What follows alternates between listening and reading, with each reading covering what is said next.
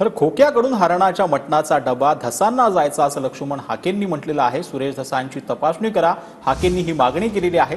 धसांनी खोक्या भुसरीला चुकीच्या कामासाठी वापरून घेतल्याचं देखील लक्ष्मण हाके यांनी म्हटलं। असं म्हणताय की सराईतपणे वसुली करण्यासाठी जे आहे खोक्या भुसलीचा वापर केला गेला, मात्र ज्यावेळेस गबाड बाहेर आलं त्यावेळेस बोलले नाहीत। म्हणजे नक्की तुम्हाला काय म्हणायचं?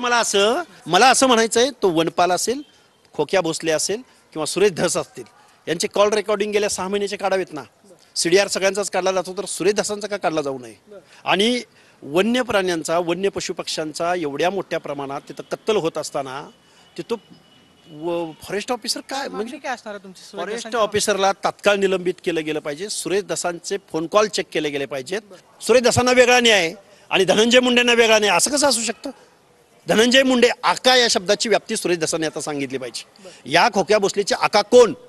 सुरेश धस, वनपाल, का तो आष्टीचा जो काही शिरूरचा तो हे आहे पीआय आहे, त्या पीआयची सुद्धा चौकशी झाली पाहिजे।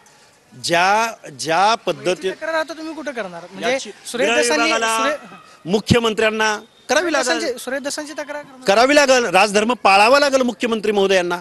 आपल्या पक्षाचा आमदार आहे म्हणून त्यांना पाठीशी घालून चालणार नाही। कारण ज्या सुरेश धसांनी ज्या साधन शुचितेचा आव आणला होता, जो सतीप्रथेचा आव आणला होता, का बोलत नाहीत? या शिकारी प्रकरणावर तिथल्या लोकांनी, मी वारंवार मीडियासमोर बोललोय की हरणाची शिकार झाल्यानंतर तो मटणाचा डब्बा कुणाकडे जात होता? तर सुरेश धसांकडे जात होता। त्यावर सुरेश धस बोलायला तयार नाहीत, का बोलत नाहीत? हे बघा, हरणाचं मटण खाल्ल्यानंतर 72 दिवस त्याचा अंश त्याच्या ब्लडमध्ये असतो असं शास्त्र सांगतं। मग एक नमुना सुरेश धसांचा व्हायला काय हरकत आहे? Camera person Sushant Raut, Pradeep Kapse, TV9 Marathi.